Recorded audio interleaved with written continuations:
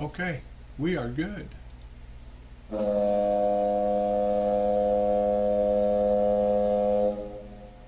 And you're starting, Terry. Okay. Good evening. Please be aware that the first hour and a half of this meeting will be recorded so that we can put it onto our website and podcast. We record in audio only. Feel free to use a podcast on our website along with your big book as a resource if you miss the study portion of the meeting. The study portion is also listed on the website so you can follow along. Keep going. Yeah. In accordance with our group conscious of October 16, 2023, we will also be posting our podcast on YouTube. We feel that this is an effective way to carry our message to those seeking recovery in Alcoholics Anonymous. And you can do the recap and study pages too, Terry. Okay, tonight's recap starts on page 3 and ends on page 5. And our study tonight will begin on page 5 and end on page 8. Are there any announcements? There are. Hi, family. My name's Jamie. Very grateful, recovered alcoholic, and good to be with all of you tonight. And I want to thank the kind volunteers of 8 different people who have stepped up for 2026 to be the hosts of the meeting. And I printed out all 96 weeks this week times 2, and with the format, and getting ready to I will mail them out a couple of weeks before you are to come into rotation, so that's a good thing. But what I'd like to suggest is that everybody pay close attention to what we do while we're going through the script and everything, and you'll be very familiar with how it works. I really appreciate all of you stepping into service. Thank you. And, oh yeah, it's still me. And good evening, family. My name's Jamie, still a recovered alcoholic, very grateful one at that. Welcome to the Lppbbsg Primary Purpose Big Book Study Group. To prepare for our Big Book study, let's get focused by having a 3-minute moment of meditation followed by our family's fog light prayer. And I'm a recovered alcoholic. My name is Pickle Chips. Thanks for joining us tonight. We're going to start the meditation in a minute, so please take a moment to get situated. Please be aware of background noises when you are unmuted and sharing, as to not distract others, or even more likely, yourself. We suggest we all observe proper Zoom etiquette. If you wouldn't do it in a live meeting, please don't do it here. Just a friendly reminder that absence of profanity offends no one. Please keep yourself muted during someone else's share. We will call on you in the order that hands are raised. From the forward to the first edition of Alcoholics Anonymous, we of Alcoholics Anonymous are many thousands of men and women who have recovered from a seemingly hopeless state of mind and body. To show other alcoholics precisely how we have recovered is the main purpose of this book and of this group.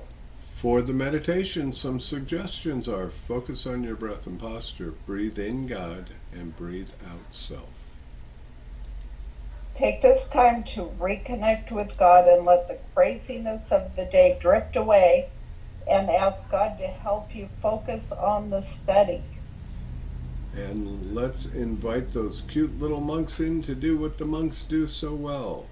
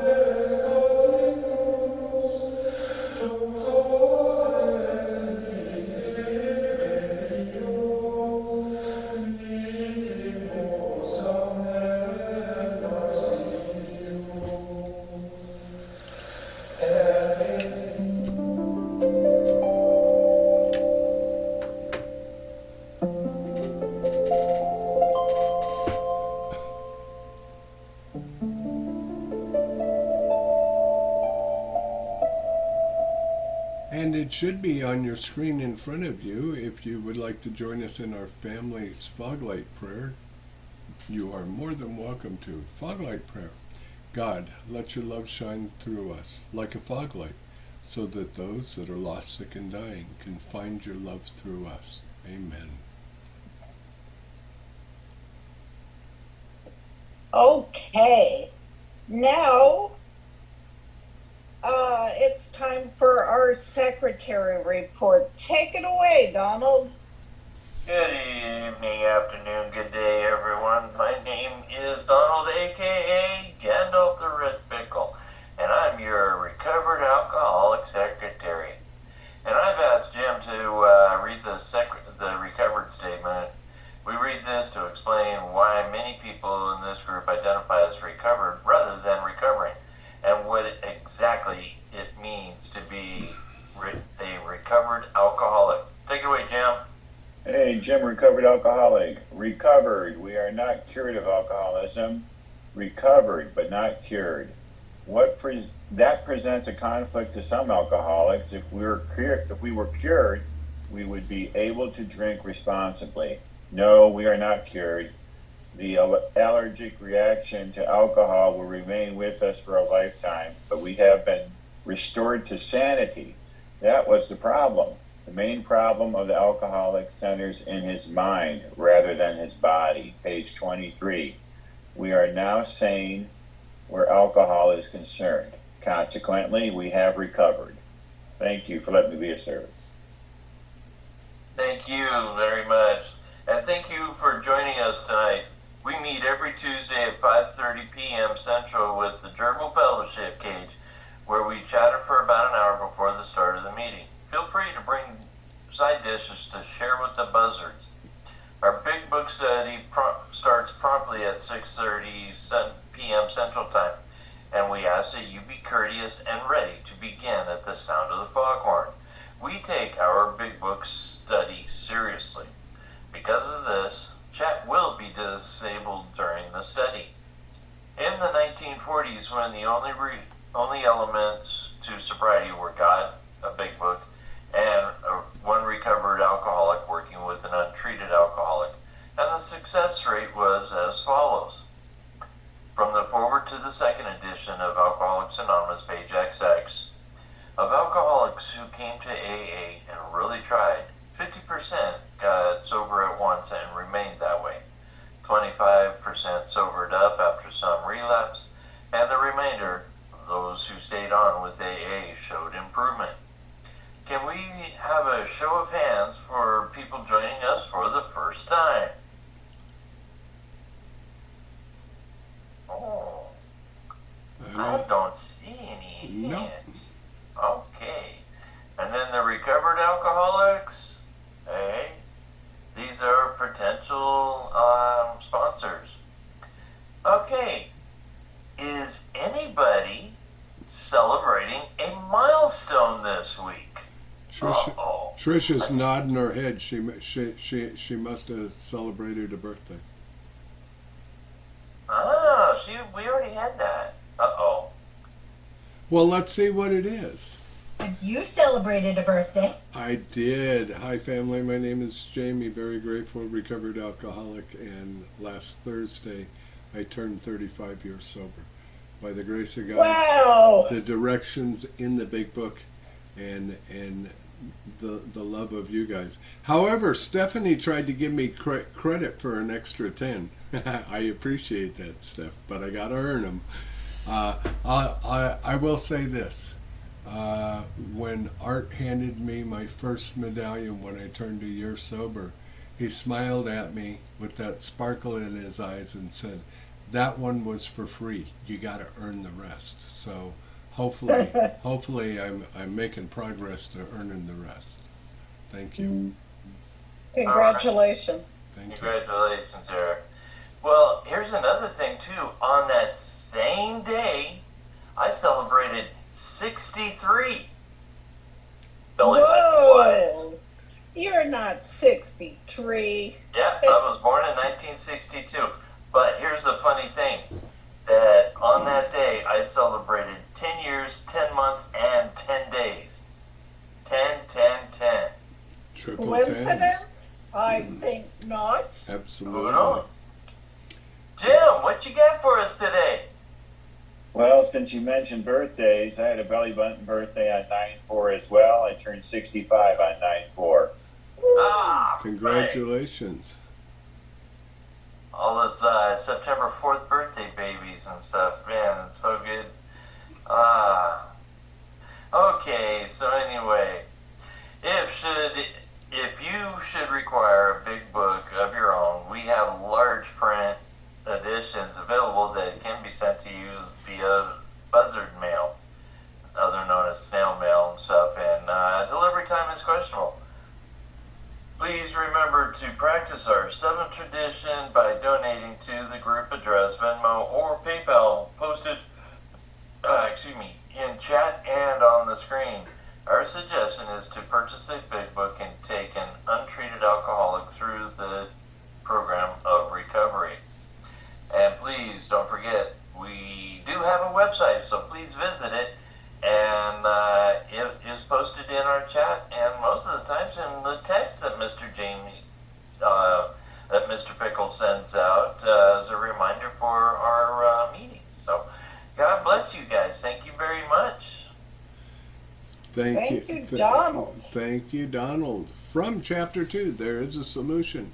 The tremendous fact for every one of us is that we've discovered a common solution. We have a way out on which we can absolutely agree and upon which we can join in brotherly and harmonious action. This is the great news this book carries to those who suffer from alcoholism. This is an open meeting, and as such, all who have an interest in alcoholism and our program of recovery are welcome. Because this is an open meeting, you need not identify yourself nor your reason for being here if you do not wish to do so. Your anonymity will be protected. We ask that you protect ours. While this is an open meeting, membership in this group is limited to those who wish to recover from alcoholism and have a desire to stop drinking for good and all. Each member of Alcoholics Anonymous is a potential sponsor of a new member and should clearly recognize the obligations and duties of such a responsibility. Before we begin our study of the Big Book, last week we reviewed Tradition 8. Tonight, let's take a quick look at Tradition 9.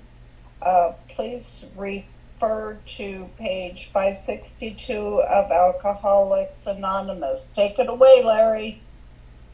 Yeah, I'm Larry, and I am an alcoholic, and Tradition 9 says, in the short form, on page 562, AA, as such, ought never be organized, but we may create service boards or committees directly responsible to those they serve. On page 565, Tradition 9 says, each AA group needs the least possible organization. Rotating leadership is the best. The small group may elect its secretary, the large group its rotating committee, and the groups of a large metropolitan area their central or intergroup committee, each which often employs a full-time secretary. The trustees of the General Service Board are, in effect, our AA General Service Committee. They are the custodians of our AA tradition and the receivers of the voluntary AA contributions by which we maintain our AA General Service Office at New York. They are authorized by the groups to hand over our overall public relations, and they guarantee the integrity of our principal newspaper, the AA Grapevine. All such representatives are to be guided in the spirit of service. For true leaders in AA, are but trusted and experienced servants of the whole. They derive no authority from their titles. They do not govern. Universal respect is the key to their usefulness. As I was reading this for a number of reasons, one is the least possible organization, and one thing that they've done in order for that to happen is rotating leadership. By the time we really understand what we do as leaders in AA, it's time to be voted out and other leaders take over that position, so that permanent or lifetime leaders are not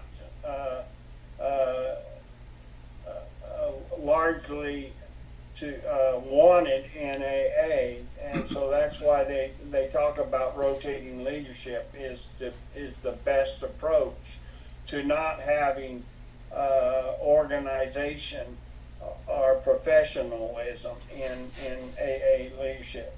Number two, universal respect is the key to their usefulness. If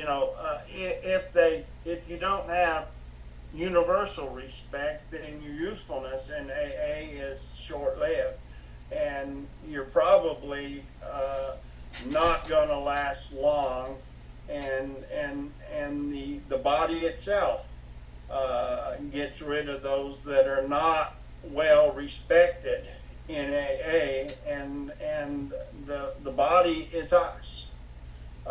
So it becomes that everyone in AA becomes servants of the whole, and their usefulness is their serviceness, that they become servants. In the language of the heart, I talked last week, there were two classes of people: the conservatives and the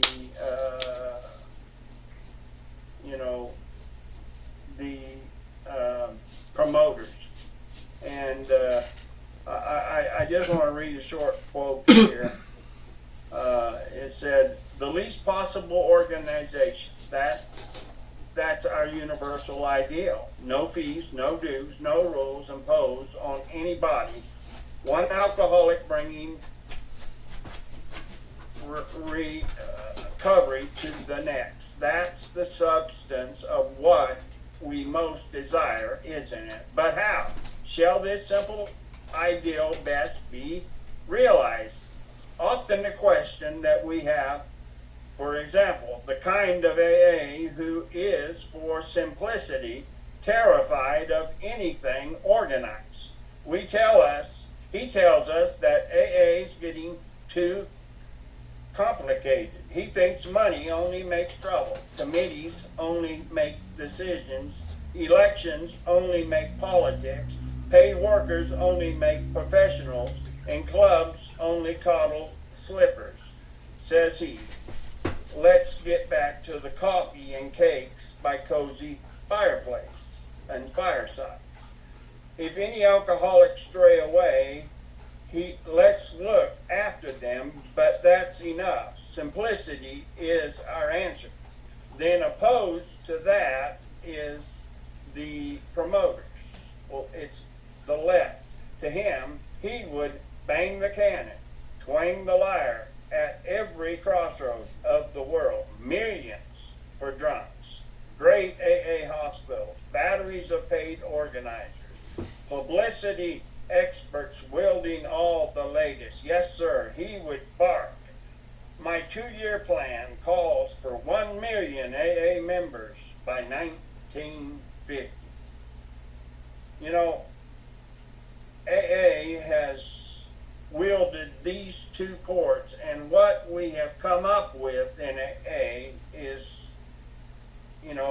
because of the two sides which complement one another, we have naturally taken a firm and safe middle course. AA has always violently resisted the ideal of any general organization, yet, paradoxically, we have ever stoutly insisted upon organizing certain special services, mostly those absolutely necessary to effective and plentiful 12-step work.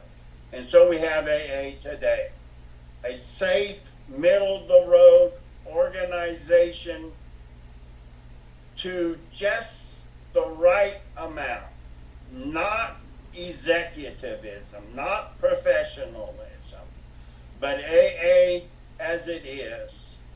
We have just enough to keep our doors open, have 12-step work operational, and the work of AA being done every day of the week. Thank goodness for AA and Alcoholics Anonymous. That's all I got. Thank you, Larry. Well done. And it's time for our weekly segment of That Ain't in the Book. We hear a lot of stuff said in meetings that can't be reconciled with the program as described in the Big Book of Alcoholics Anonymous. One of those things that we often hear is, there are no musts in the book. So Jimmy's going to come in and tell us what it has to say about that on page 78 in the third paragraph. Welcome, Jimmy. Hi, I'm Jimmy, and I'm a recovered alcoholic. It says we must lose our fear of creditors, no matter how far we have to go, for we are liable to drink if we are afraid to face them. That's it. Thank you, Jimmy, and thank you to everybody for your service tonight. Greatly appreciated. Okay, as we study, please make use of the pens, highlighters, and rulers so you can share this experience with another alcoholic. In order for us to stay focused as we study the Big Book, we use the Big Book study guide prepared by Joe and Charlie and Krusty Cliff of the Dallas Primary Purpose Group. Tonight, we're going to start a recap on page 3, which will be read tonight by Nancy, followed by our study portion read by Kenny, and that's going to be pages 5 through 8. And after the pages read, we will ask questions from the imaginary podium, starting back at our study portion where Kenny begins tonight. The answers will be one sentence unless otherwise specified, and multi-part questions are simply a one-sentence answer split up by commas, semicolons, hyphens, and other fun bits of punctuation. Basically, in English, what that means is that we're going to read the material once through and then dissect the information a second time through the question and answer format. Notice how the language in the questions gives us a new light in which to consider the study material. This is important because hearing the question and rereading the content offers a definite way of comprehending the material covered. After we've completed the study, we open up for comment, questions, observations based on what was just read. If you've had spiritual experiences with this information, but please, by all means, feel free to share. Keep your share on topic, and under 5 minutes, at the 5-minute mark, you will hear a timer. Trisha's probably going to operate the timer tonight, so it should be in the corner of your screen, or look at her screen if you can't see it, to let you know that your time is finished. However, the Big Book study is not therapy. Should you begin sharing on topics which are more appropriately discussed in a different setting, like with your sponsor, please do not be offended when we cut that conversation short and send the buzzards nipping at your heels. For that purpose, we have fellowship meetings before and after our study time. That is my favorite paragraph in the entire script.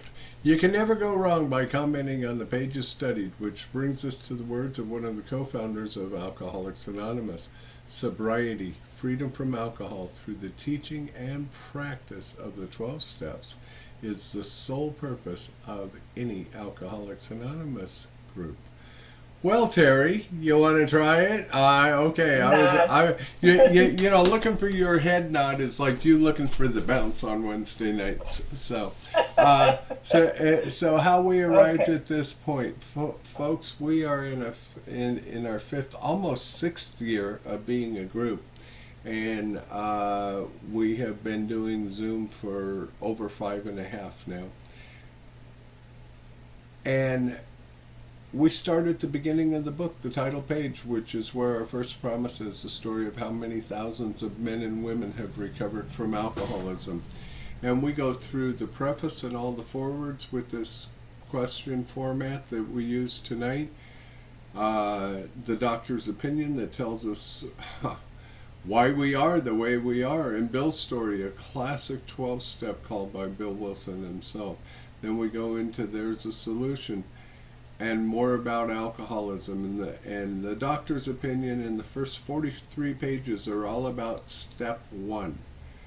51 pages in all, and so from there we move into probably one of the greatest pieces of literature on the planet, the chapter to the agnostic, and it gives me a pathway to let go of old ideas and old beliefs and open my heart and mind to new ideas and new beliefs. Then we move into chapter 5, and while the steps are presented on page 58 and 59 in chapter 5 in their entirety for the first time, chapter 5 is really only about 2 things. It gives me the directions of how to take steps 3 and 4. It gives me the prayers that I can use, the actions that I can take, and show me the promises that result from saying the prayers and taking the actions. After that, we move into the chapter 6, into action. And in 16 short pages, I'll say it again, in 16 short pages, it takes me through the next 7 steps. It takes me from step 5 to step 11. And so people say it's hard. All I have to do is follow it. Then we come into the lost chapters, as we refer to them around here. The chapter to wives, the family afterward, and the chapter to the employer. And all of those chapters are about us practicing our recovery in those places that are the most important to us in the world. And then we, I missed working with others, tells us how to sponsor people. It doesn't use the word sponsorship, but it certainly alludes to it in everything that we do. And it tells us how we present our own disease to somebody without saying, "You got it, man, that's you." No, I get to say it's me. And from there, we move into a vision for you, which is really a gift from God. And that closes out the first 164. But then we do about 4 weeks, 5 weeks on Dr. Bob's Nightmare through the question and answer format. 4 weeks on the 12 traditions, broken down into three weeks each. And then we visit the spiritual experience for a 4th and final time as a standalone meeting. So that's what we've done, and I went through all of that because we kind of restructured a couple of things in there, so I thought it was important to let everyone who is new know. And you got one more line, Terry. Okay, before we start the recap, we will need 5 or 6 virtual hands raised if you would like to be one of our answer readers. Please be aware that the first hour and a half of this meeting will be recorded so that we can put it on our website. Thank you, Terry. And we could use about 3 more hands, folks. And Nancy, come on in, my friend. Welcome.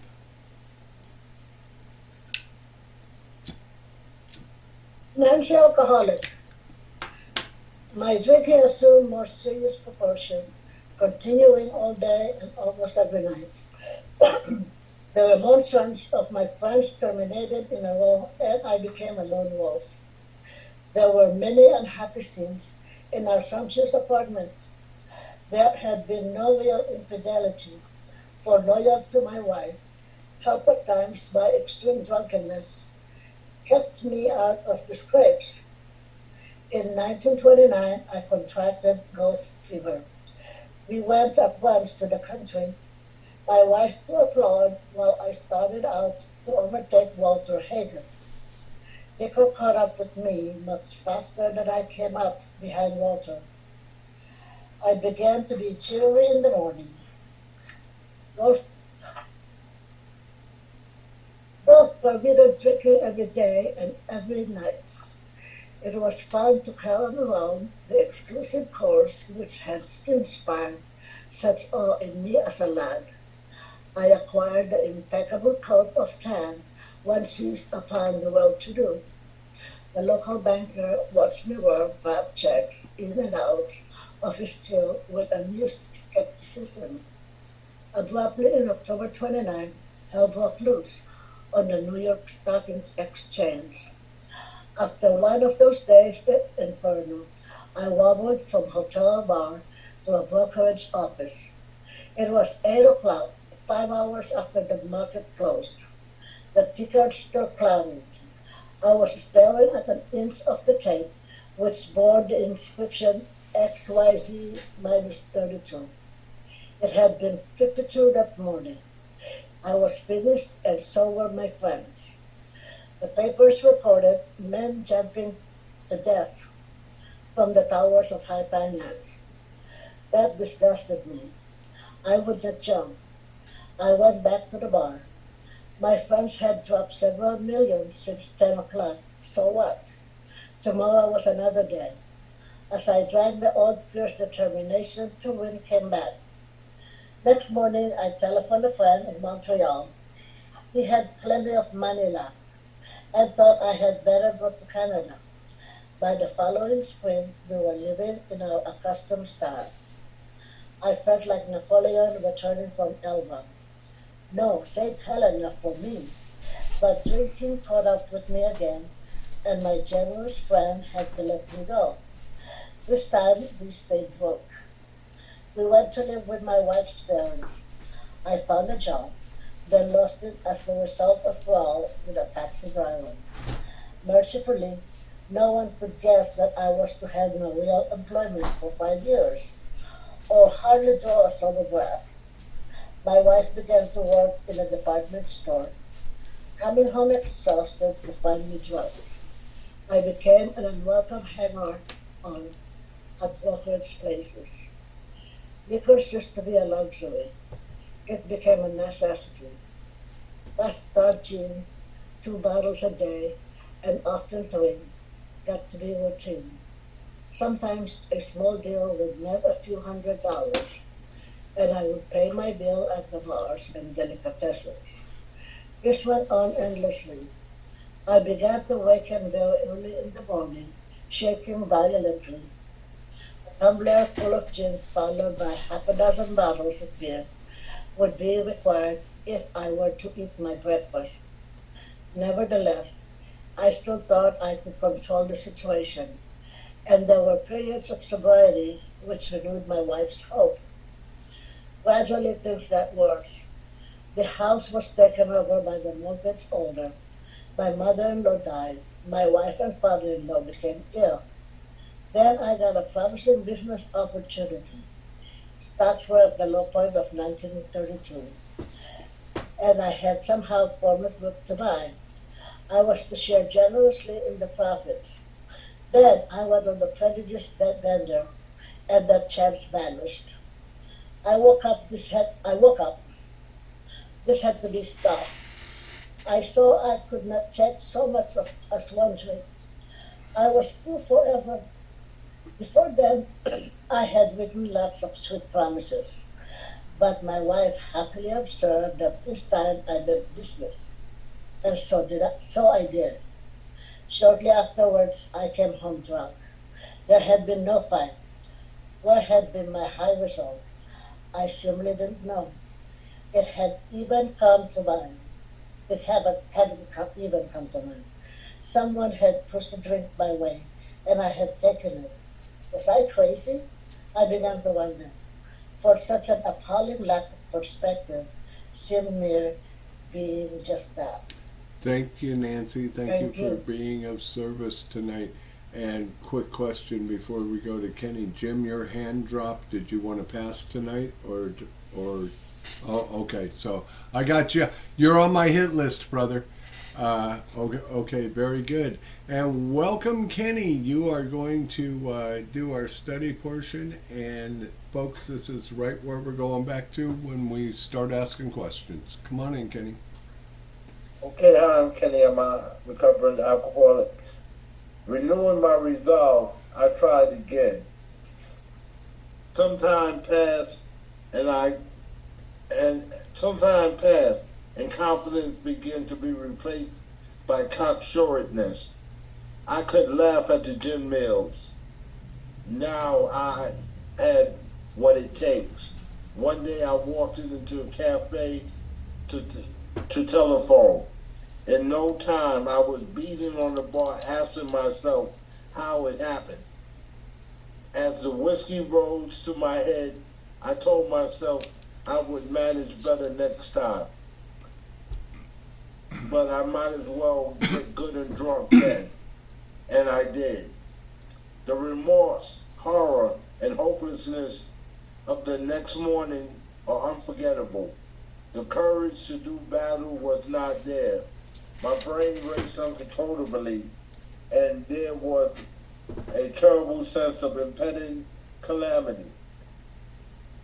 I hardly dared cross the street, lest I collapse and be run down by an early morning truck, for it was scarcely daylight. An all-night place supplied me with a dozen glasses of ale. My withering nerves were still at last. A morning paper told me the market had gone to hell again. Well, so had I. The market would recover, but I wouldn't. That was a hard thought. Should I kill myself? No, not now. Then a mental fog settled down. Gin would fix that. So 2 bottles and oblivion. The mind and body are marvelous mechanisms, for mind endured this agony for 2 more years. Sometimes I stole from my white splendor purse when the morning terror and madness were on me. Again I swayed dizzily before an open window or the medicine cabinet where there was poison, cursing myself for a weakling. There were no flights from the city to the country. There were flights from the city to the country and back, as my wife and I sought escape. Then came the night when the physical and mental tortures were so hellish, I feared I would burst through my window, sash and all. Somehow I managed to drag my mattress to a lower floor, lest I suddenly leaped. A doctor came with heavy sedatives. Next day found me drinking both gin and sedatives. This combination still landed me on the rocks. People feared for my sanity, so did I. I could eat little or nothing when drinking, and I was 40 pounds underweight. My brother-in-law, a physician, and through his kindness and that of my mother, I was placed in a national known hospital for the mental and physical rehabilitation of alcoholics. Under the so-called belladonna treatment, my brain cleared. Hydrotherapy, mild exercise helped much. Best of all, I met a kind doctor who explained that though certainly selfish and foolish, I have been seriously ill, bodily and mentally. it relieved me somehow to learn that an alcoholic that I was, that the world is amazingly weakened when it comes to combining liquor, though it often remains strong in other respects. My incredible behavior in the face of desperate desire to stop was explained. Understanding myself now, understanding myself now, I fared forth in high hopes. For 3 or 4 months, the goose hung high. I went to town. Regularly and even made a little money. Surely this was the answer, self-knowledge. But it was not, for that frightful day came when I drank once more. The curves of my declining moral and bodily health fell off like a ski jump. After a time, I returned to the hospital. This was the finish. The certain, it seemed to me. My weary and despairing wife was informed that it would all end with a heart failure during delirium tremens, or I would develop a wet brain, perhaps within a year. She would soon have to give me over to the undertaker or the asylum. They did not need to tell me. I knew and almost welcomed the idea. This was a devastating low blow to my pride. I who had thought so well of myself and my abilities, of my capability, of my capacities to surmount obstacles was concerned at last. Now I was to plunge into the dark, joining the endless procession of sot who had gone before me. I thought of my poor wife. There have been much happiness after all. What would I not give to make amends? But that was over now. No words could tell of the loneliness and despair I found in the bitter morass of self-pity. Quicksand stretched around me in all directions. I had met my match. I would have been overwhelmed. Alcohol was my master. Thank you so much, Kenny. Thank you for being of service tonight. Trish, let me know if you're able to find that. I like the one you found that one day. So we are going to go to the questions portion, folks, and Terry is going to be coming in our own pickle chips with several comments tonight. I just want to make a comment about the comments. Oh no, commenting on comments. Many of the comments that we have in here are designed to make us think, is this me? Did this happen to me? Did I do this? Can I relate to this? And that's the whole purpose of them, is to spur thought in our little brains. So, batting order tonight will be Jim, Nancy, Lisa, Stephanie, and Larry. So Jim, we are going to kick it off with you, right back where Kenny started reading on page 5. And your question is, what was his next decision? Renewing my resolve, I tried again. Thank you. And Nancy, coming to you. Your question, what happened to Bill when he became confident? 3 sentences, please. Some time passed and confidence began to replace my cocksureness. I could laugh at the gin mills. Now I had what it takes. Okay, my first comment tonight is Bill confident being replaced by cocksureness, more of his pride and ego. Thank you.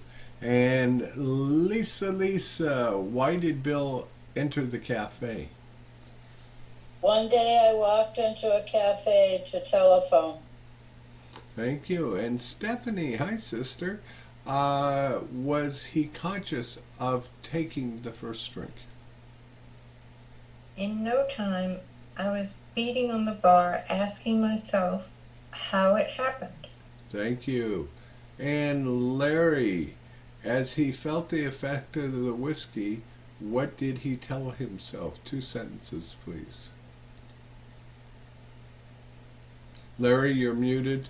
And Jim, you're muted too. You guys all have to unmute. As the whiskey rose to my head, I told myself I would manage better next time. But I might as well get good and drunk then. And I did. Is this something you have experienced? And Jim, coming right back to you. How did he feel the next morning? The remorse, horror, and hopelessness of the next morning are unforgettable. Have you ever felt this way the next morning? Nancy, was he able to fight? The courage to do battle was not there. Have you ever felt defeated? Lisa, what was his brain doing?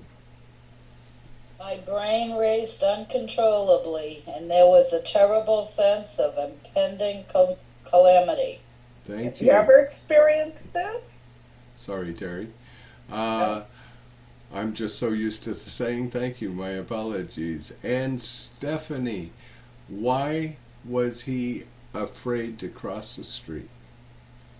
I hardly dared cross the street lest I collapse and be run down by an early morning truck, for it was scarcely daylight. Have you ever felt this way? Larry, what did it take to still his nerves? 2 sentences, please. An all-night place supplied me with 12 glasses of ale. My riding nerves was stilled at last. Have you ever had to still your nerves in a similar manner? And back to the top of the batting order with Jim. What did Bill realize when he read of another market crash? 4 sentences, please. A morning paper told me the market had gone to hell again. Well, so had I. The market would recover, but I wouldn't. That was a hard thought. Have you ever had such a hard thought? Nancy, for a brief spell, what did Bill consider doing? 2 sentences, please. Should I kill myself? No, not now. During your drinking, did this thought pass through your mind? Lisa, what did Bill do to quiet the thought? 3 sentences. Then a mental fog settled down. Gin would fix that. So 2 bottles and oblivion. Have you ever sought oblivion as Bill did? Stephanie, how much longer did Bill suffer the agony of alcoholism? The mind and body are marvelous mechanisms, for mine endured this agony 2 more years. Oh, thank you. Excuse me. A yawn snuck in there. Larry, did Bill steal money to drink? Sometimes I stole from my wife's slender purse when the morning terror and madness was on me. Have you ever stolen money to buy alcohol? And coming back to the top, Jim, did Bill consider suicide? Again, I swayed dizzily before an open window, or the medicine cabinet where there was poison, cursing myself for a weakling. Have you ever considered suicide? Nancy, did Bill go from one place to another for geographical cures? Can you just skip me? It starts What with was one? it starts with there were flights. Oh, you wanted me to skip you? Yes. I'm sorry, Yes. Lisa. I'll bring the question to you. Did Bill go from one place to another? Geographical cures. There were flights from city to country and back, as my wife and I sought escape. Did you ever believe you would be better off some other place? Stephanie, did Bill come to fear for his life? Then came the night when the physical and mental torture was so hellish I feared I would burst through thy window, sash and all. Did you ever really fear for your life? Larry, what did Bill do with his mattress and why? Somehow I managed to drag my mattress to a lower floor, lest I suddenly leap. Have you ever experienced such desperation? Jim, what did a doctor bring Bill? A doctor came with a heavy sedative. Have doctors had to prescribe sedatives for you? Nancy, what was Bill doing the next day? Next day, found me drinking both gin and sedatives. Have you ever drank and taken sedatives? Yes. Lisa, what did they do for Bill? This combination soon landed me on the rocks. Thank you. And Stephanie, what was the concern for and of Bill? 2 sentences, please. People feared for my sanity. So did I. Have folks ever feared for your sanity? Larry. Have you ever feared for your sanity? I'm sorry, Terry, I jumped the gun. Larry, had Bill's alcoholism progressed to where he could no longer tolerate food? I could eat little or nothing when drinking, and I was 40 pounds underweight. Has your alcoholism progressed to where you could not eat? And here's another comment. Bill, being 40 pounds underweight, indicated he was suffering from malnutrition and in a very serious state of deteriorating health. He was literally dying at this point. Boy, lots of tongue twisters in there. Yeah. Jim, coming back to you, my friend. What did his brother-in-law and mother do for Bill? My brother-in-law is a physician, and through his kindness and that of my mother, I was placed in a nationally known hospital for the mental and physical rehabilitation of alcoholics. Thank you, sir. And Nancy, what treatments did they give Bill? 2 sentences, please. Under the so-called belladonna treatment, my brain cleared. Hydrotherapy and mild exercise helped much. And Lisa, 2-part question. A, what was the best thing that happened to Bill at the hospital? And B, what did the doctor explain to him? Best of all, I met a kind doctor who explained that though certainly selfish and foolish, I had been seriously ill, bodily and mentally. Has your sponsor explained this to you? The doctor was Dr. Silkworth, author of The Doctor's Opinion. And Stephanie, what did it relieve Bill to know? It relieved me somewhat to learn that in alcoholics the will is amazingly weakened when it comes to combating liquor, though it often remains strong in other respects. Does it relieve you to know you are normal except for the effect alcohol has on you? Larry, did Dr. Silkworth help Bill understand why he had been unable to stay stopped? My incurable or incredible? Incredible. Incredible behavior in the face of a desperate desire to stop was explained. And Jim, coming right back to you, sir. When Bill believed that he understood the problem, How did he feel? Understanding myself now, I fared forth in high hope. Nancy, how long did that knowledge keep him sober? For 3 or 4 months, the goose hung high. Lisa, he was even able to do what?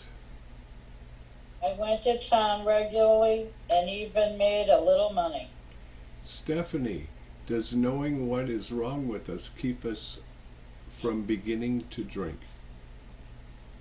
Surely this was the answer, self-knowledge. If a person knows they have cancer, does that keep the cancer from progressing? Larry, coming to you, how well did self-knowledge work for Bill? But it was not. For the frightful day came when I drank once more. And Jim, was Bill's judgment and physical health in rapid deterioration? The curve of my declining moral and bodily health fell off like a ski jump. Nancy, what did Bill do? After the time, I returned to the hospital.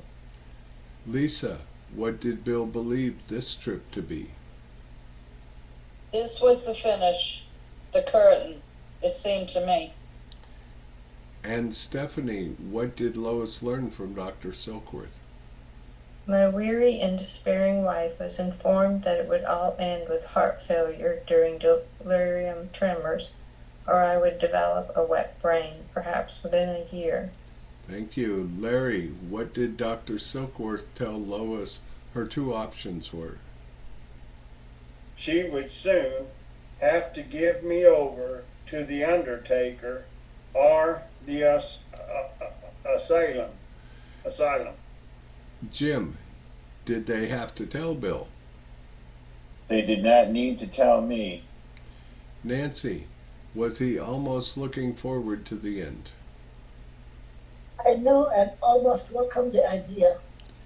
Lisa, what did this fact do to his ego? It was a devastating blow to my pride. Stephanie, had Bill proved that he could make things happen in life?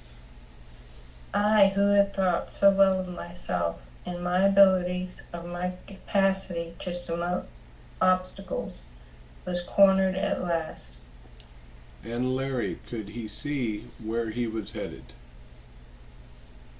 Now, I was to plunge into the dark joining that endless procession of sots who had gone on before. Jim, coming back to you, my friend, of whom did Bill think? 2 sentences. I thought of my poor wife. There had been much happiness after all. Thank you. Nancy, what did he really want to do? What would I not give to make amends? And Lisa, did he have any hope left? That was over now. Stephanie, what did Bill feel? No words can tell of the loneliness and despair I found in that bitter morass of self-pity. Terry, you got you're muted. Sorry. Have you ever felt this way? This is where Bill took step 1 as we understand it today. And Larry, you get the final question of the night. What did Bill completely surrender to? Read the rest of the paragraph, please. Quicksand stretched around me in all directions. I had met my match. I had been overwhelmed. Alcohol was my master. Thank you very much, folks. Well done, well done. That was a big bite out of the book tonight. Before we open up for discussion, and feel free to raise your hands anytime, I've asked Trish to look something up. One day, we were doing some stuff, and she looked up the belladonna treatment and read it to me. Bill makes it sound like the belladonna treatment was quite easy here, but really it was pretty horrific. So Trish, would you come in and tell us about the belladonna treatment? Hopefully you found the same one. No? I'm Trish and I'm an alcoholic, and my computer crashed, so I don't know if I have the same one, but I think it's similar. And it says the cure was called belladonna and consisted of a mixture of hallucinogens coming from different plants. The main plant was belladonna, also known as deadly nightshade. Other ingredients included henbane and dried berries of prickly ash, which was supposed to help with diarrhea and intestinal cramps. The mixture was given every hour all day for about 50 hours until the patient's face became flushed, eyes dilated, and throat dry. Towns claimed to have cured thousands with his methods and that he had a 90% success rate. Sounds pretty horrific to me. Okay, folks, the floor is open, so please raise your little pickle mitts and feel free to come on in and share. Come on in, Nancy. Nancy, alcoholic. I like the fact that there are comments on every sentences, because it makes me look at what I did while I was drinking, and literally almost everything I did, and I mean, I ended up in the hospital twice because I drank and did drugs too much. I couldn't breathe or anything, and the first time or the second time that I went in the hospital, I didn't think I still had a problem, and that is so crazy thinking, and the fact, and self-knowledge that they say it's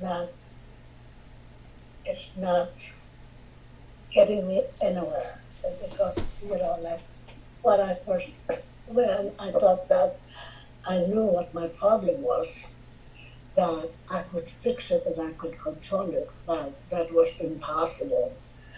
It took me a long time, a few years, before I finally admitted that I was an alcoholic. But everything that he did over here is yes, and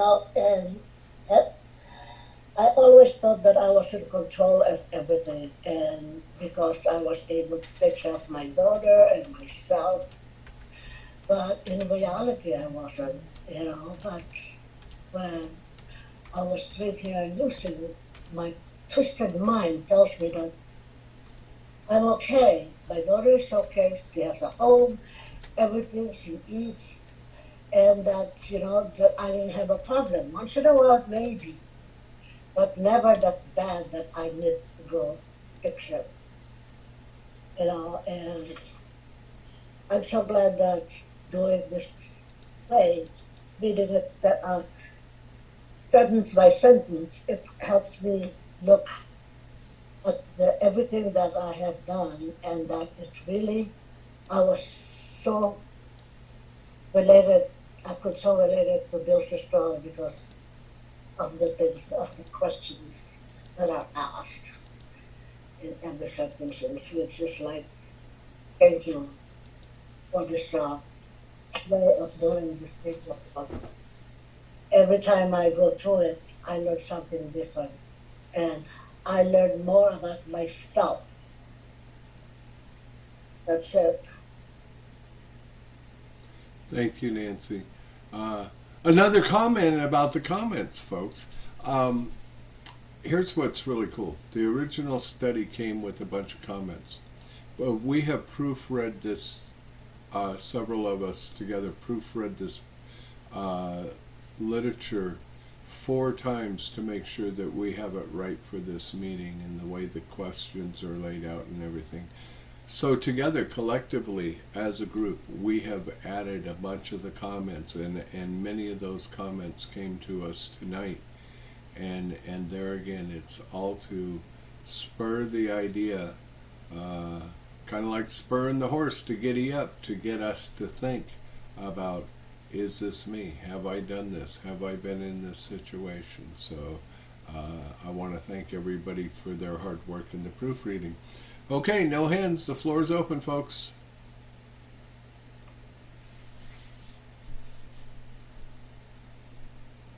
Lisa. Hi everybody, I'm Lisa, I'm an alcoholic. Yeah, I like the comments too. Many, if not all of them, I felt like many times. And being in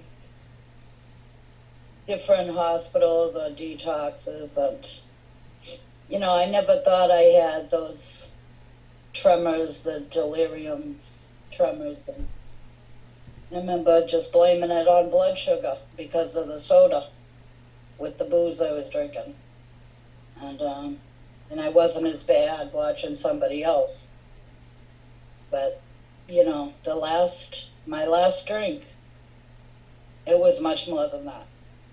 My body, I was scared. I thought something was going to happen. So,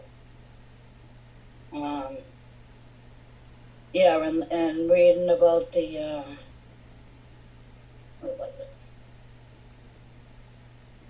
Where it said it relieved me somewhat to learn that the will is amazingly weakened when it comes to liquor, though it often remains strong in other respects. Oh yeah.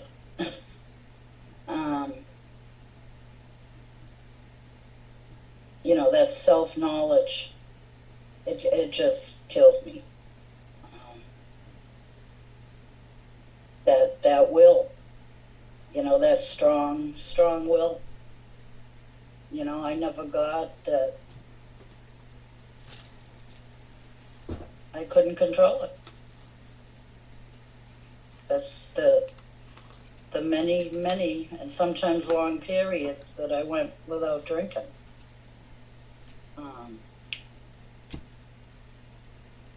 I just could not understand it. Like, I can stop for this amount of time. How can I be an alcoholic? I never picked up the book, so I didn't know this. And it's just,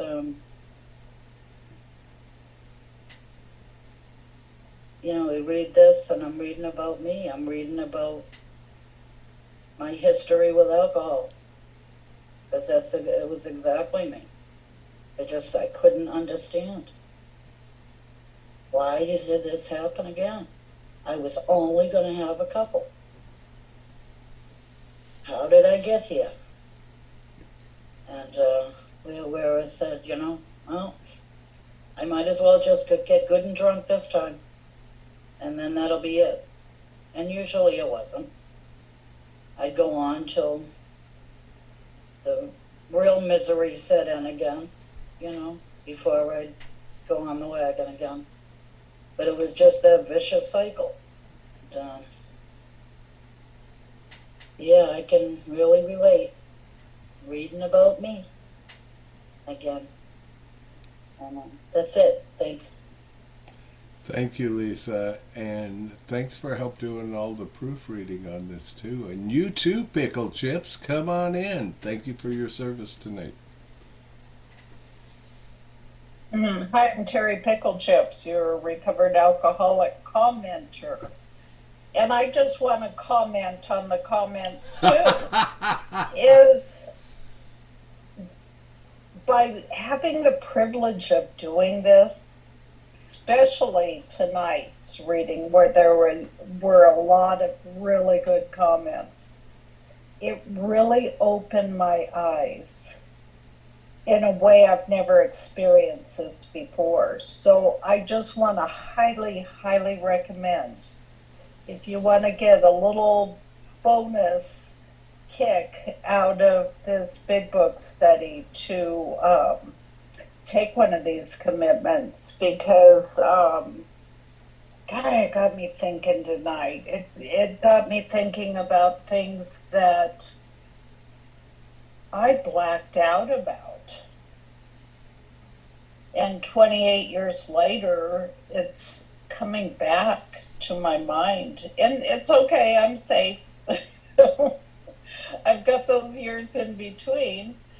But what I heard a lot in this was desperation. And I think that to hit that point and to be able to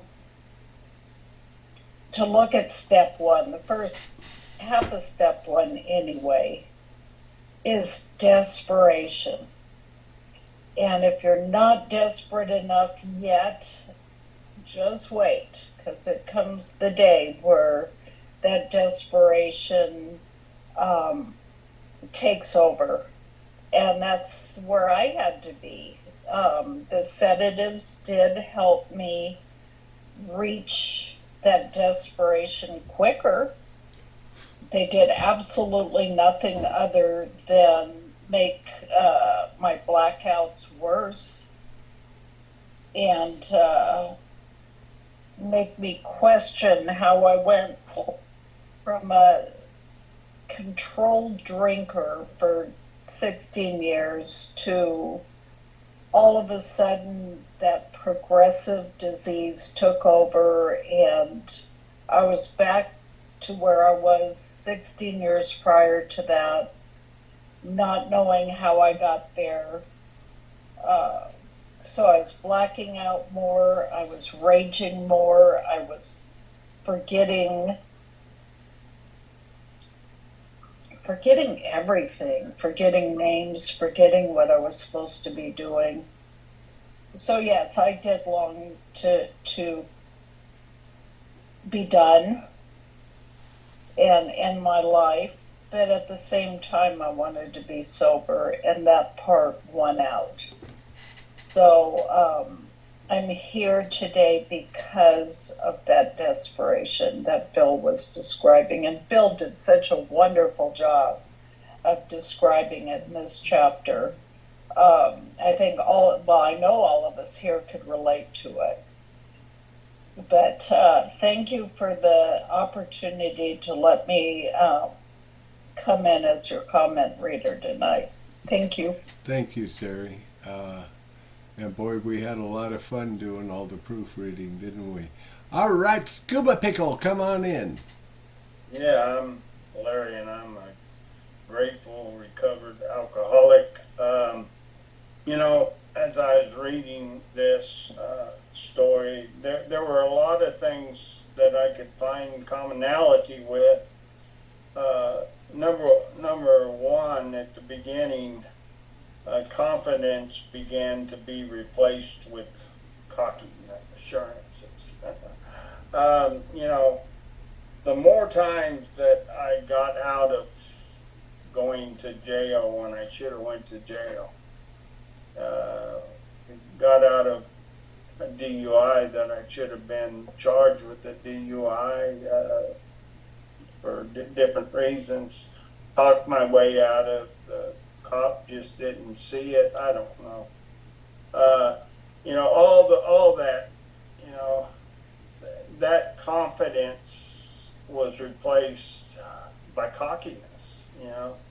Well, I can get out of anything. I can talk my way out of any scrape. I saw my life. That in my life. As I went on.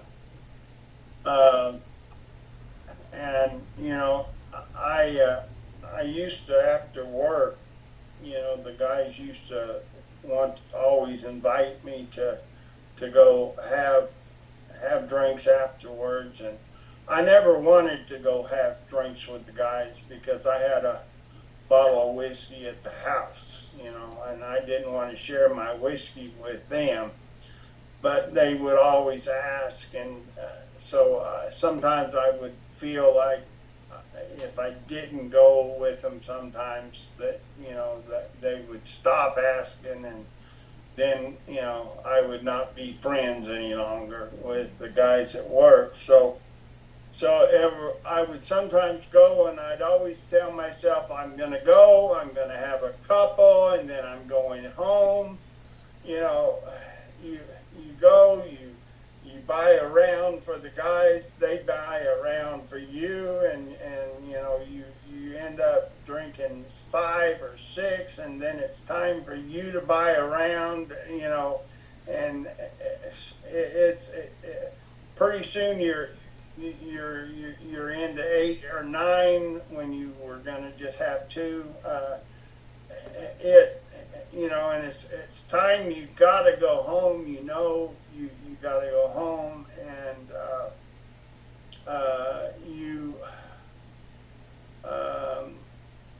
and you know, and it was always, I had this big 5th wheel 1-ton truck, and I would park it in the parking lot. We get off early, and I'd be the first one there, but man, this parking lot would fill up so fast after work, and everybody had parked their cars next to my car and behind my car, where I couldn't hardly get out. Well, with my big old truck, I made way to get out. If I had to hit my way out, I'd pinball my way out. I remember I didn't do it on purpose, but man, you know, I don't know how many times I've hit cars getting out of that parking lot, looking around, make sure nobody saw me, and just going on and leaving. And you know, after a while, I saw myself. When I get a place to the next job, I would try to get a bar within walking distance so that I didn't have to drive my truck. You know, I trying to change my positions, you know, my place. I don't remember going from country to city, but I do remember going from job to job, changing, you know, friends and places and people. You know, I remember that as a way of escaping, you know, what I had done and where I was doing and how I was drinking. You know, the mattress, you know, I remember that, but I don't remember that before I got into Alcoholics Anonymous. I remember that after getting in Alcoholics Anonymous. It had been about 7 years, and I had got a resentment, and the knowledge was there. See, I had knowledge. I had self-knowledge of the program, and self-knowledge was running high, but I had never had this spiritual experience, not a real spiritual experience. And I remember getting to a place that self-knowledge was finally coming to an end in my life. I needed something more than just self-knowledge and working the program and service work and whatever, because I had all these resentments running high in my life, and self-knowledge wasn't the answer any longer. And I remember getting to a place, I called a taxi cab to get me a bottle of whiskey, and I was going to kill myself that night. I was going to end it. I was going to drink until I could get enough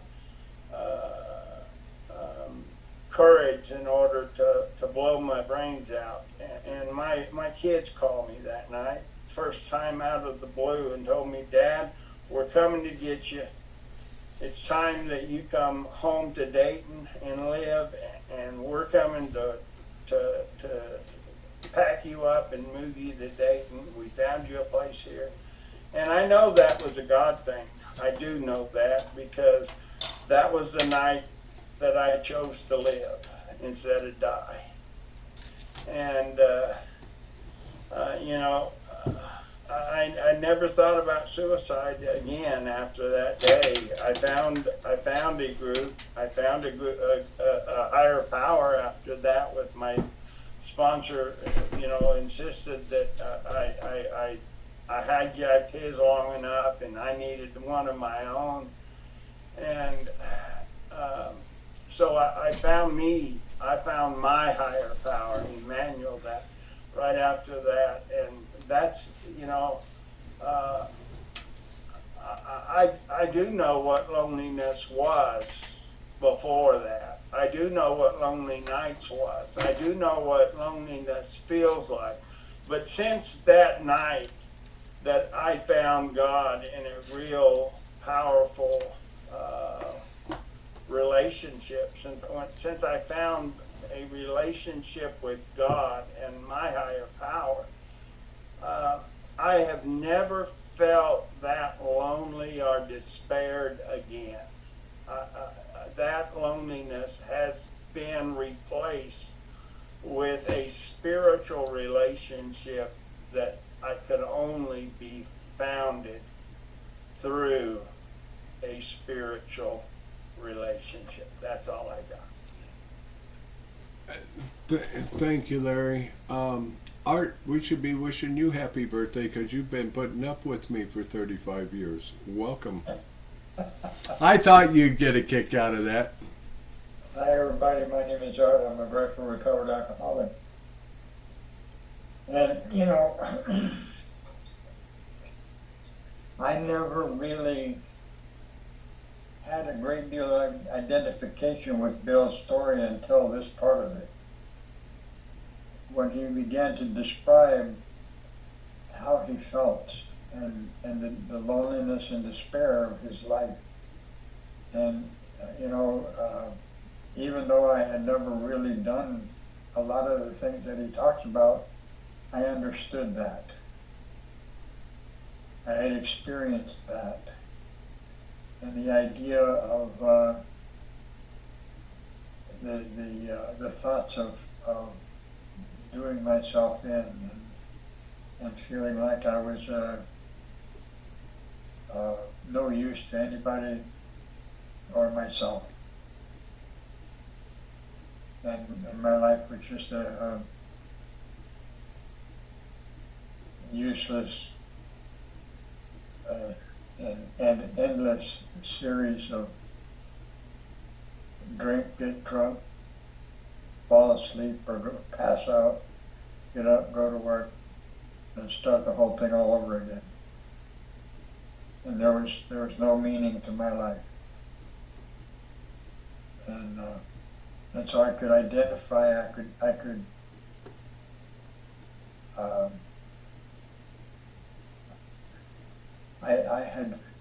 I had experienced what he's talking about here.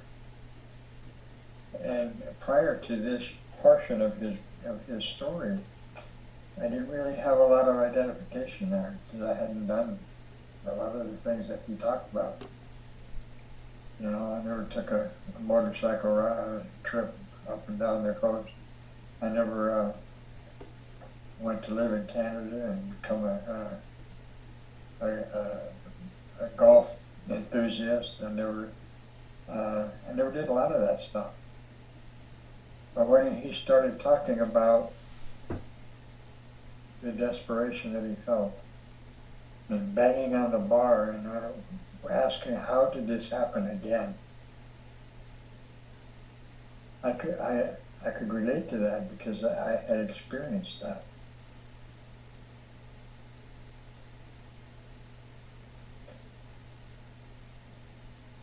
And so as I continue on through this process, I began at that point to realize that I really am just like he was. Now, I never experienced the delirium tremens and I never experienced the hospital stays, but I experienced what he describes as the desperation, the wishing for the end, the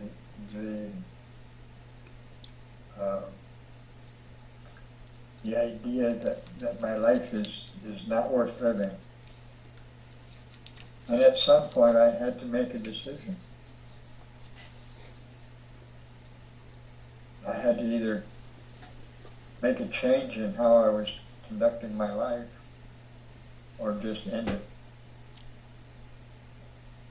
And I didn't really know what that meant. time. But what it has meant to me over the years is that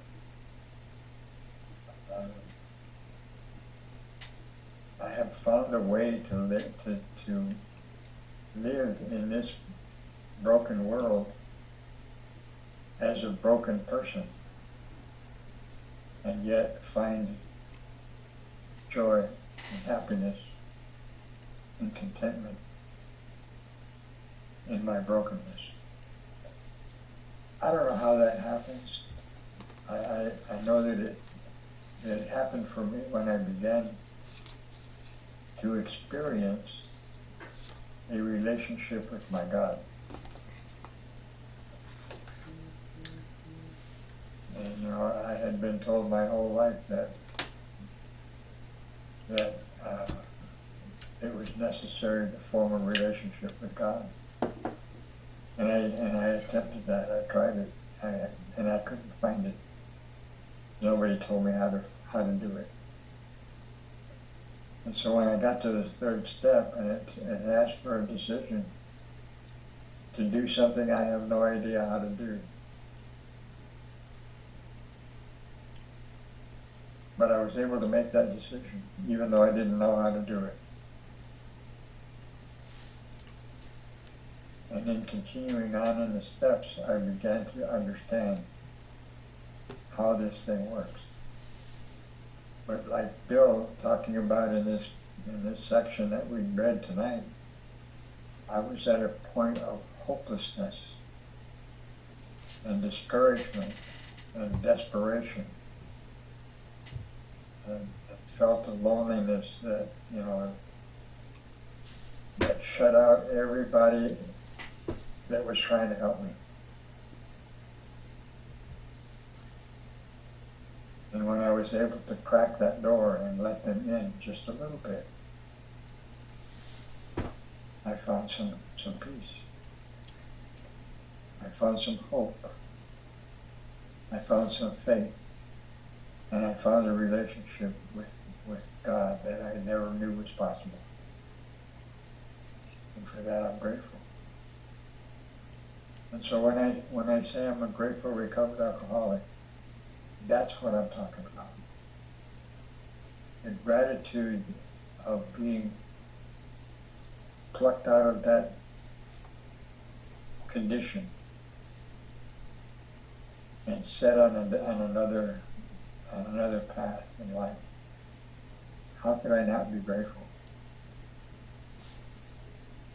And I'm going to say one more thing and then I'm going to shut up. Jamie, I haven't put up with you. And congratulations. Happy birthday. And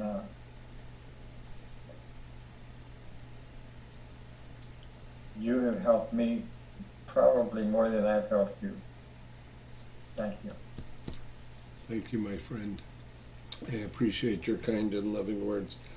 Good evening, family. My name's Jamie. I'm a very grateful recovered alcoholic, and I'm going to jump in before we close out. The thing I love about Bill's story tonight, after the dash, he figured out he was powerless, but he hadn't figured out the unmanageability thing yet. I told myself I'd manage better next time, but I might as well get good and drunk now. So I did. And it shows us the unmanageability of the disease. You know, we come to AA and we get hung up on that damn dash. Oh, I'm not taking showers, I can't pay my bills, I can't keep a job, I'm not feeding the dog. Is all of that unmanageability? Yeah. But the simplicity of the unmanageability of our disease is how many times did I swear I'd never do it again, and within a matter of minutes or hours turn around and be doing it again. That is just that's as simple as I can make the unmanageability for me, and I'm glad that I can. All of these things all of these things I can relate to. I was way underweight. I was probably 40 pounds underweight too. I was 131 pounds wringing wet when God brought me to you, and I thought I looked good. You know, there's something else, and it tells us a little bit about it in the doctor's opinion. We see it here in Bill's story. Not only is it a disease in our mind, as it says, that centers in our mind rather than our body, as it says on page 23, but it shows, this is evidence of what alcoholism does to us physically as well. Now, I never liked sedatives because I'd just crash. However, I did a whole lot of other non-conference approved substances that would allow me to drink and drink and drink for days on end without sleep.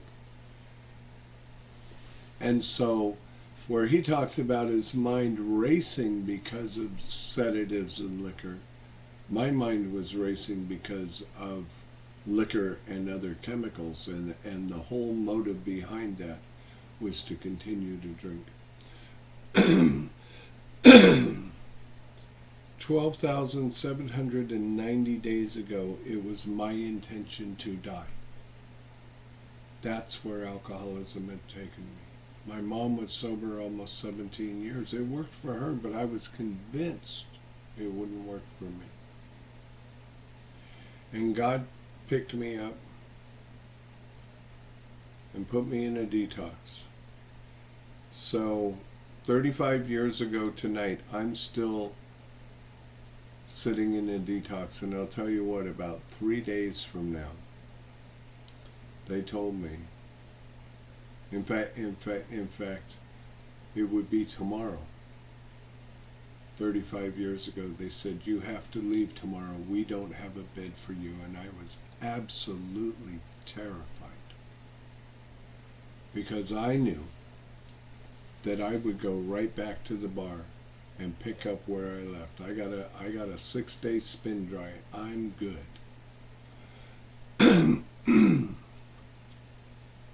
And I called my mother in tears, terrified. They still had payphones back then, and it was one of those outdoor phone booths with the closing door, you know, the Maxwell Smart kind, and so I can see some Maxwell Smart fans out there. So I called my mom in tears, absolutely terrified, and she said, let me call Dennis, who was one of her sponsees, who lived in Riverside, and have him come down and talk to you. And Dennis rides in on his motorcycle, and we talked for a while. And Dennis said, Jamie, you have all the tools you need. You just have to go out and use them. At that point, what I had was knowledge, right? That self-knowledge, that educational knowledge. But I didn't have experiential knowledge. And so I did exactly what they suggested I do. I came to Alcoholics Anonymous, and the night I got out, I was at the Lake Elsinore Alano Club in a podium meeting, and a girl I used to drink with at the bar was there.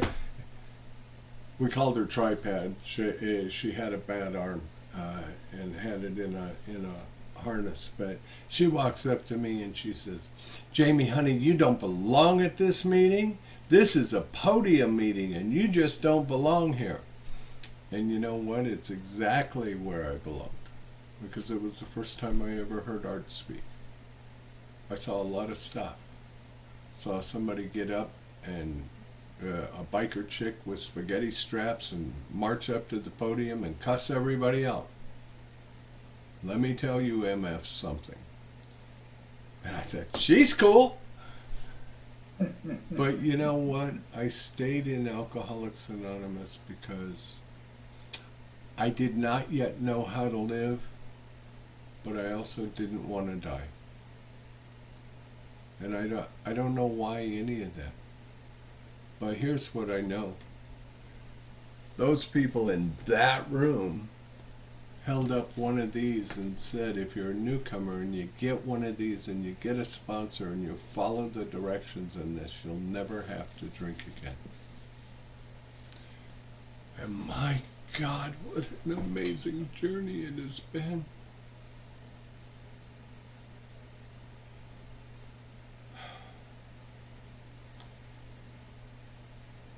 The last 35 years have been filled with pain, bad decisions, loss of life, grief, self-hatred, all of those things. And yet our program, as it's outlined in the big book of Alcoholics Anonymous, has given me the tools to overcome all of it, and I never had to drink. And today I don't hate Jamie anymore. And it's because our book, page 45, led me to God. And through getting led to God, I got led to me. Not who I thought I was, not who I thought I should be, not all the masks that I put on to make the rest of the world happy. And I'm not going to say it hasn't been a journey without pain. See that thing on my wall says pen to paper? I live by that, and some people hate to hear it. I knew you were going to smile. So you know, but here's the beauty of all of it. Today I live in freedom. There's not a soul in this world that I'm mad or upset with. I have a heart that is full of love and forgiveness, even when people do things that are hurtful to me or others. Because the truth is it's not my business what anybody thinks of me. But I have this spiritual pathway to live that just allows me to live in this complete freedom. I was exactly like the Bill in this part of the book then. I can also tell you this. It is possible to be decades sober and suffer from untreated alcoholism without ever picking up a drink. And I know that because I've been there. 24 and a half years sober. Once again, wanted to die. Why? Because my personal behavior was unbecoming of a man who was 24 and a half years sober. It wasn't because of anything the rest of the world was doing, but it was because of the things I was doing. And you come to this place where it's just you and God. And that's all it is. It's me and God. I love all of you, even the ones I've physically never met. I'm glad you're here, and I hope you'll keep coming back. But I can promise you, if you are struggling with something in your life, if you will take it to prayer. I asked Art one time about something. He said, Jamie, the only way I know how to tell you to get from where you are to where you need to be is through prayer. It was true that day, it's still true today. And here's the beautiful thing. Prayer will always take me back into the book. It will take me back to the steps. And it will take me through the steps again and again. And I believe that's why our 12th step says, and practice these principles in all our affairs. There's a whole bunch of one-word virtues that people call the principles of the program. They aren't, they're just the virtue of the principle. What's the principle? The principle is the step itself. And when I continue to practice the principle, I might get to, if I stay on track, experience some of the virtues that go with it. And I would never claim to be a virtuous person. I'd never claim to be a humble person. But I know I have experienced moments of it on the journey. Thank you for my life. I love you all. I'm so glad you're here. Well, Pickle Chips, you want to read us out unless somebody wants to jump in before we close? I don't see anybody making the mad dash for the unmute, so. Well, since I'm unmuted, I want to wish you a very happy birthday, and I'm so honored to have spent the last 5 years of your 35 walking this road of happy destiny. And it has been hard a lot of times, but you're always there, and I do appreciate that, and I know that.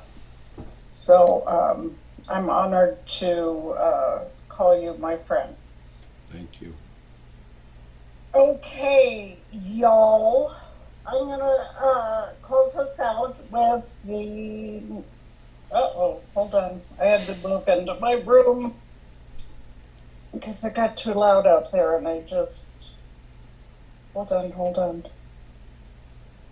I just reclined my bed. Forget it, I'm just gonna do it this way. Okay. The closing prayer. I'm Carrie Pickle Chips, recovered alcoholic, from page 164 of our big book. Our book is meant to be suggestive only. We realize we know only a little. God will constantly disclose more to you and to us. Ask Him in your morning meditation what you could do each day for the man who is still sick. The answers will come if your own house is in order. But obviously, you cannot transmit something you haven't got. See to it that your relationship with Him is right, and great events will come to pass for you and countless others. This is a great fact for us. Abandon yourself to God as you understand God. Admit your faults to Him and to your fellows. Clear away the wreckage of your past. Give freely of what you find and enjoy this. We shall be with you in the fellowship of the Spirit, and you will surely meet some of us as you trudge the road of happy destiny. May God bless you and keep you. Until then. Okay, so in our pickle meetings, pickle chip meeting.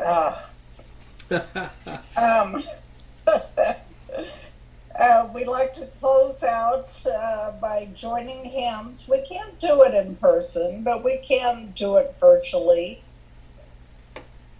So we're all connected together because we as alcoholics are connected with our disease and with this meeting. You know, we're learning a lot, and we're learning this all together. And I think that's so cool. So let's have a moment of silence for the alcoholic who still suffers in and out of these rooms. There's so many people that just can't get this. And maybe with a little help of our combined prayers, they will be desperate enough to reach out for help. Here's your moment.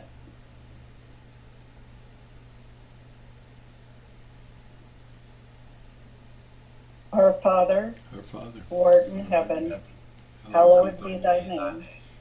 Thy kingdom come, thy will be done, on earth as it is in heaven. Give us this day our daily bread, and forgive us our trespasses, as we forgive those who trespass against us. Lead us not into temptation, but deliver us from evil. For thine is the kingdom, and the power, and the glory, forever and ever. Amen. Thank you, folks. But only if you work it.